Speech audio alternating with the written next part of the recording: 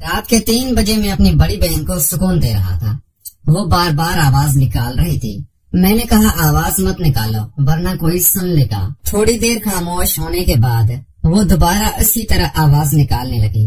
میں بھی پھر جوش میں آ کے اس کی آواز سے سکون حاصل کرنے لگا۔ میں بھول گیا تھا کہ ہمارے علاوہ بھی گھر میں اور بھی موجود ہیں جو ہماری آواز سن سکتے تھے، اور پھر وہی ہوا جس کا ڈر تھا۔ میری امی نے ہم دونوں کو یہ کرتے ہوئے دیکھ لیا تھا۔ شاید وہ ہمیں کافی دیر سے دیکھ رہی تھی، اس لیے اس نے کچھ بھی نہیں کہا، بس اتنا کہا کہ میرے ساتھ نہیں۔ میرا نام یوسف ہے، میں لاہور کے ایک گاؤں میں رہتا ہوں۔ ہم 2 بھائی ہیں، میرے چھوٹے بھائی کا نام کاشف ہے۔ میری 3 بہنیں ہیں، مجھ سے بڑی ہیں۔ میری بہن اس کے بعد میں ہوں، مجھ سے چھوٹا میرا بھائی ہے، اور بھائی کے بعد 2 بہنیں ہیں۔ میری بڑی بہن کی شادی ہو چکی تھی، اس کے 2 بچے بھی تھے، اس کا شوہر انتقال کر گیا تھا، اس لیے میری بڑی بہن ہمارے ساتھ ہی رہا کرتی تھی، اور میرا چھوٹا بھائی کاشف کراچی میں محنت مزدوری کیا کرتا تھا۔ ہم لوگ لاہور کے گاؤں میں رہا کرتے تھے۔ میرے ابو کھیتی باڑی کیا کرتے تھے، وہ دن بھر اپنے کام پہ ہوتے تھے، اور میری محلے میں ایک چھوٹی سی پرچون کی دکان تھی، میں وہ دکان چلایا کرتا تھا۔ میری اماں اور میری بڑی بہنیں گھر پہ ہوتی تھی۔ ایک میری بہن محلے کی کپڑے سلائی کیا کرتی تھی، کچھ پیسے میں کماتا تھا، کچھ میرا چھوٹا بھائی کاشف کراچی سے بھیجتا تھا، اور کچھ ابا کما لیتا تھا۔ اسی طرح ہمارے گھر کا گزارا چل رہا تھا۔ میری ابھی تک شادی نہیں ہوئی تھی، اور میرے چھوٹے بھائی کی بھی نہیں ہوئی تھی۔ ہم میں سے صرف میری ایک بہن شادی شدہ تھی جس کا شوہر انتقال کر گیا تھا، اس کے 2 چھوٹے چھوٹے بچے بھی تھے۔ میری بہن کو گھر والوں نے کافی کہا کہ تم دوسری شادی کر لو، لیکن وہ نہ مانی۔ اس نے کہا نہیں، شاید وہ اپنے شوہر سے سچی محبت کرتی تھی، اس لیے اپنے شوہر کے انتقال کے بعد وہ دوسری شادی نہ کر پائی، اور ہمارے ساتھ ہی رہا کرتی تھی۔ میں بھی اپنی چھوٹی سی دکان چلایا کرتا تھا، صبح اٹھ جاتا تھا، رات کو 9-10 بجے دکان بند کر کے واپس گھر آ جایا کرتا تھا۔ دن ایسے ہی گزر رہے تھے، کیونکہ میری پرچون کی دکان تھی، اس لیے محلے والے کافی مجھ سے ادھار سامان بھی لے جایا کرتے تھے، جس میں سے کافی ساری عورتیں بھی تھیں جن کے شوہر دوسرے شہروں کو کام کرنے کے لیے گئے ہوئے تھے۔ عورتیں یہاں اکیلی رہا کرتی تھی، میں ان کو بھی ادھار سامان دے دیا کرتا تھا۔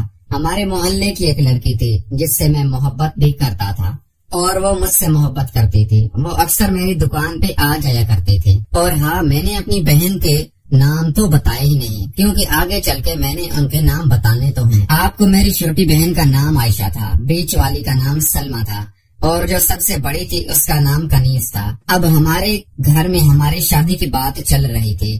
ابو اور امی یہی کہہ رہے تھے کہ تم بڑے بیٹے ہو، تم شادی کر لو۔ میں ابھی شادی نہیں کرنا چاہتا تھا، کیونکہ میں زندگی میں کچھ بڑا کرنا چاہتا تھا۔ میں نے ساری زندگی پرچون کی دکان تو نہیں چلانی تھی، اس لیے میں نے کہا کہ میں شادی تب تک نہیں کروں گا جب تک میں اپنے پیروں پر کھڑا نہیں ہو جاتا۔ پھر میں نے امی اور ابو کو کہا کہ میرے چھوٹے بھائی کاشف کی شادی کرا دو۔ وہ کراچی میں کوئی کنسٹرکشن کی کمپنی میں کام کرتا تھا اور اچھے پیسے کما رہا تھا۔ جب اما ابا نے روزگار زور لگایا، میں شادی نہیں کر رہا تھا، تو پھر وہ بھی مان گئے کاشف کی شادی کرنے کے لیے۔ پھر کاشف کو فون کر کے بتایا کہ بیٹا پیسے بھیجو، تمہاری شادی کی تیاریاں کر رہے ہیں۔ اور پھر میرے بھائی کاشف نے بھی یہی کہا کہ میں ابھی نہیں کرنا چاہتا، تو بڑے بھائی کی شادی کرا دو۔ شاید وہ بھی کسی لڑکی کو اس نے سیٹ کیا ہوا تھا کراچی میں، لیکن اماں اور ابا نے زور دیا کہ نہیں، تمہیں شادی کرنی ہوگی، تمہارا بھائی یوسف دکان چلاتا ہے، تم تو اچھا کماتے ہو، اس کی کمائی اتنی اچھی نہیں ہے، جب وہ بھی اچھا کمانے لگے گا تو اس کی بھی شادی کر دیں گے۔ اب کاشف مجبور ہو گیا تھا، وہ مان گیا۔ میرے امی اور ابو نے اس کے لیے رشتہ ڈھونڈنا شروع کر دیا، اور میں اپنے روٹین کے مطابق آج صبح 7 بجے جاگا تھا۔ میں نے ناشتہ کیا، میری امی نے میرا ناشتہ بنایا تھا۔ اگر میں اپنی امی کی بات کروں، میری امی کے ہم 5 بچے تھے، لیکن باوجود اس کے پھر بھی وہ بہت خوبصورت اور جوان نظر آتی تھی۔ محلے کے سب مرد اس پہ فدا تھے، اور سب یہی چاہتے تھے کہ کاش وہ ہماری بیوی بن جاتی، لیکن وہ میرے ابو کے نصیب میں آئی تھی۔ یہ ایک لمبی کہانی ہے، یہ بھی فرصت میں سناؤں گا کہ کیسے میرے ابو نے میری امی کے ساتھ شادی کی، لیکن میں فی الحال یہ بتاؤں کہ میری امی محلے کے سب سے حسین ترین عورت تھی۔ آج بھی جب وہ باہر نکلتی تھی تو لوگ اس سے گور گور کر دیکھتے تھے۔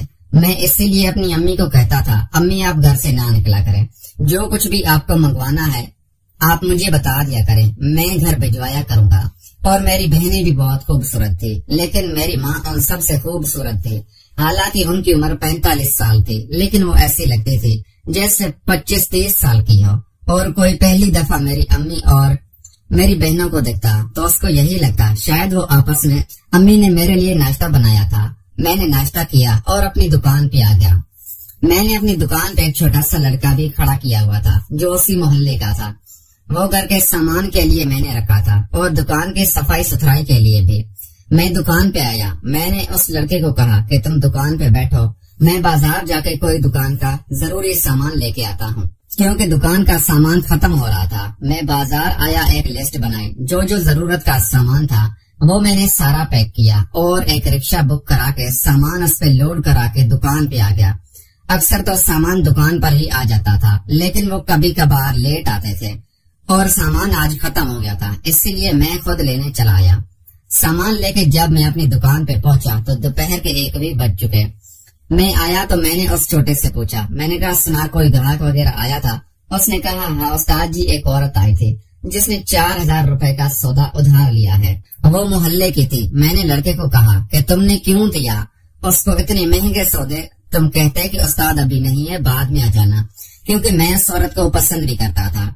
वो औरत के भी 2 बच्चे थे और वो भी काफी खूबसूरत लगती थी। उसका शोहर शायद दूसरे मुल्क गया हुआ था कमाने के लिए और वो उस घर में अकेली रहती थी, इसलिए मैं सौदा लेने के बहाने उससे अपनी बातचीत बढ़ाना चाहता था। फिर मैंने उस छोटे को कहा कि जाओ उस औरत को बोल के आओ कि मेरा उस्ताद दुकान पे आ गया है, तुम्हें हिसाब याद नहीं है, लिहाजा दोबारा आओ और अपना सामान बताओ ताकि मैं खाते में लिख लूं। उसने कहा अच्छा उस्ताद जी, मैं जाता हूँ।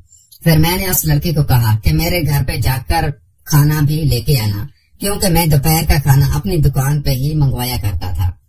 फिर लड़का उसी औरत के घर गया और उसको जाके सारी कहानी सुनाई। उस औरत ने कहा कि अभी तो मैं घर के काम कर रही हूँ, उस्ताद को बोलो कि मेरे घर में आ जाए, मैं वहाँ दुकान पे उसके पास नहीं आ सकती। फिर वो लड़का आया, उसने मुझे बताया कि उस्ताद जी वो औरत तो कह रही है कि मैं बिजी हूँ, वही मेरे घर पे आ जाए। मेरा दिल खुश हो गया, उससे अच्छा मौका मुझे नहीं मिल सकता था। फिर वो लड़का कहने लगा उस्ताद जी आपके लिए खाना ले आऊं? मैंने कहा नहीं, रुक, अभी तो यहाँ दुकान पे बैठ जा, मैं हिसाब किताब करके वापस आता हूँ। मैंने वो खाते वाली किताब उठाई और सीधा उस औरत के घर चला गया। जाके उसका दरवाजा बजाया तो वो दरवाजे पे आई। उसने कहा जी यूसुफ। मैंने कहा वो आज आप सामान लेके गई थी। वो छोटा लड़का बैठा हुआ था, वो भूल गया है कि आप क्या क्या लेके गई थी, तो मैं वही हिसाब किताब करने आया हूँ। उसने कहा अच्छा अंदर आ जाओ, सुकून से बैठ के बात करते हैं। फिर मैं अंदर जाके बैठा। वो औरत गई मेरे लिए ठंडा पानी लाई। मैं ये महसूस कर रहा था कि शायद उस औरत को मेरा आना बुरा लग रहा है। फिर मैंने उसको कहा कि आप बुरा मत माने, मुझे कोई इतराज नहीं है, आप उधार सौदा ले जाती हैं, बल्कि आपको दोबारा भी जरूरत पड़े तो आप बिला झिझक मेरे पास आ सकती हैं। बस खाता लिखना जरूरी है, इसलिए मैं आया हूँ। अगर आपको बुरा लगा है तो मैं माफी चाहता हूँ। उसने कहा नहीं नहीं, ऐसी बात नहीं है, बस मुझे अपने शोहर पे गुस्सा आ रहा था कि अगर वो हमें पैसे वक्त पे भेज देता तो आज हमें उधार लेने की जरूरत ना पड़ती। मैंने कहा कोई बात नहीं, पूरा गांव मुझसे ही तो उधार लेता है, आप अकेले थोड़ी लेती हैं, सबके हालात ही ऐसे हैं। आप अपने शोहर को बुरा भला मत कहें, बल्कि मैं शर्मिंदा हूँ कि मैं हिसाब करने आपके घर पे आया हूँ। फिर उस औरत ने कहा अरे नहीं, ऐसी बात कर रहे हैं, आपका तो हक बनता है। खैर वो औरत आई, मेरे साथ आके बैठ गई और मुझे बताने लगी कि फलां चीज ले आई हूँ, फलां चीज। मैं वो लिखता गया और फिर हिसाब करने के बाद पता चला वही 4000 रुपए बनते हैं। फिर मैंने उससे पूछा कि आपके पास मजीद तो पैसे नहीं होंगे, आपको सब्जी भी चाहिए होगी, जाहिर है मेरी तो परचून की दुकान है, आपको गोश्त वगैरह लेना होगा। फिर मैंने अपनी जेब से 1000 रुपया निकाला और उससे देना चाहा, लेकिन वो औरत नहीं ले रही थी।